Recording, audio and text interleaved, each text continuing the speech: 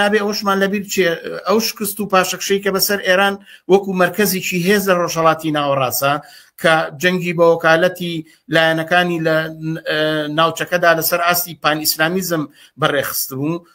ئەم شکستەی هەر تەنها شکستێکی سەربازی سیاسی نییە، بەڵکو شکستێکی ئایدۆلۆژیسە.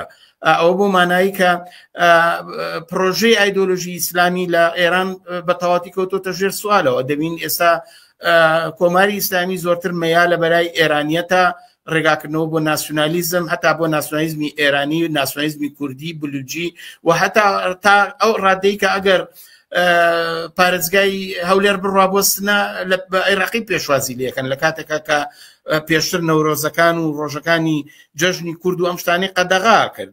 مەبەستمەوەی بڵێم ئەمە پاشە و پاشگەڕانەوە و قوڵبوونەوەی ئەو ناکۆچیانەیە کە لە نێوان هێزەکانە بە جەدەلێکی سیاسی لە نێوە فیرقەکانی ئیسلاما سەری هەڵاوە.